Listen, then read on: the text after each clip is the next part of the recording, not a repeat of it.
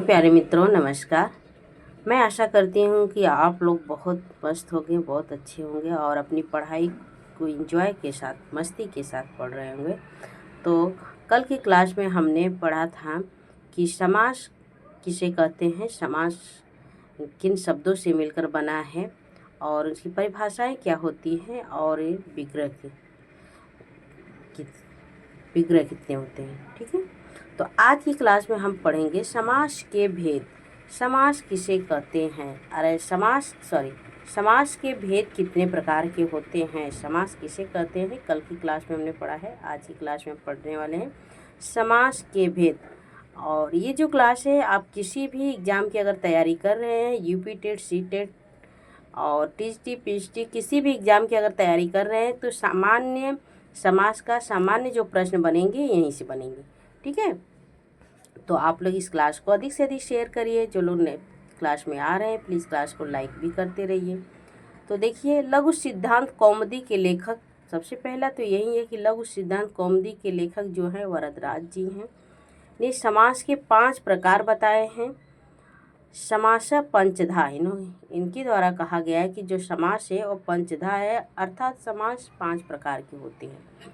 ठीक है, देखिए सबसे पहला जो प्रश्न बन गया कि वरदराज जी हैं, लघु सिद्धांत कौमुदी के लेखक जो है वरदराज जी हैं और इनके द्वारा जो समास बताए गए हैं वो समास पंचधा बताए गए हैं। किंतु माध्यमिक शिक्षा परिषद की पाठ्य पुस्तकों में समास के 6 भेद बताए गए। अगर आप यूपी टेट वाले हैं, यूपी टेट के विद्यार्थी हैं, तो वहाँ पे आपको समास 6 प्रकार का बताना है। ठीक है, अतः आप सभी यूपी टेट के विद्यार्थियों के लिए समास 6 भेद माने गए हैं।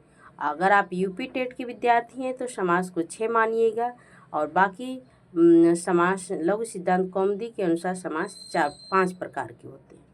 ठीक है, वो प्रकार कौन कौन से, तो आइए देखते हैं। अव्ययी भाव समास, तत्पुरुष समास, कर्मधारय समास, द्विगु समास, द्वंद्व समास और बहुब्रीहि समास। ठीक है, द्विगु समास ही कर्मधारय समास का भाग है, इसके लिए यहाँ पे 5 हो जाते हैं। ठीक है, तो जब हम 5 मानेंगे तो ये अलग से नहीं होते हैं। ठीक है, भट्टोजी दीक्षित लघु सिद्धांत कौमुदी में तत्पुरुष का भेद कर्मधारय और कर्मधारय का भेद द्विगु समास को बताते हैं। अतः इनके अनुसार समास 4 प्रकार का ही होता है। देखिए यहाँ पे भट्टोजी दीक्षित के अनुसार सिद्धांत कौमुदी जो है, इसके रचनाकार जो हैं वो भट्टोजी दीक्षित है। सिद्धांत कौमुदी के रचनाकार भट्टोजी दीक्षित है और इनके अनुसार जो समास हैं वह 4 प्रकार के ही माने गए हैं। ठीक है, बहुत ही बड़ा कन्फ्यूजन भरा ये प्रश्न बन गया है कि जो समास है वह लघु सिद्धांत कौमुदी के अनुसार पंचधा है और भट्टोजी दीक्षित के अनुसार ये 4 प्रकार के हैं। और अगर आप यूपी टेट के विद्यार्थी हैं तो आपको 6 प्रकार के समास को मानना पड़ेगा। ठीक है,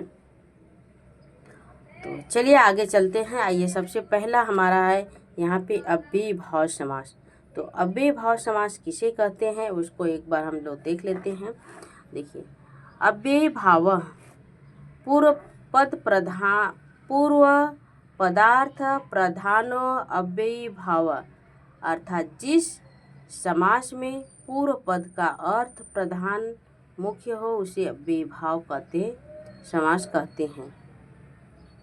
इस समास में पूर्व पद प्रायः अव्यय होता है।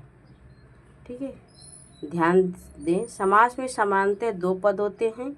इनमें पहले आने वाला पद जो होता है वह पूर्व पद कहलाता है और उसके बाद जो आने वाला पद होता है वो उत्तर पद कहलाता है।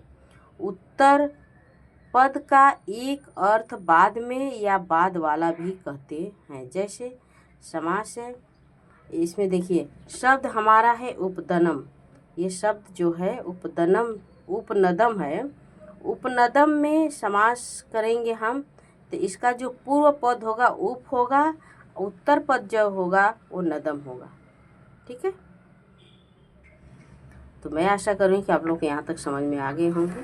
चलिए आगे चलते हैं। विशेष ध्यान रखें, अव्ययी भाव समास होने पर सामासिक जो पद है अव्यय बन जाता है तथा नपुंसक लिंग एक वचन में प्रयोग किया जाता है। ठीक है। अन्व्ययम अव्यय संपद्यते इति अव्यय भावः। शब्द समास होने के पूर्व तो अव्यय न हो किंतु समास होने पर अव्यय हो जाए, वही अव्यय भाव समास है। जैसे शक्तिम अनतिक्रम्य यथाशक्ति।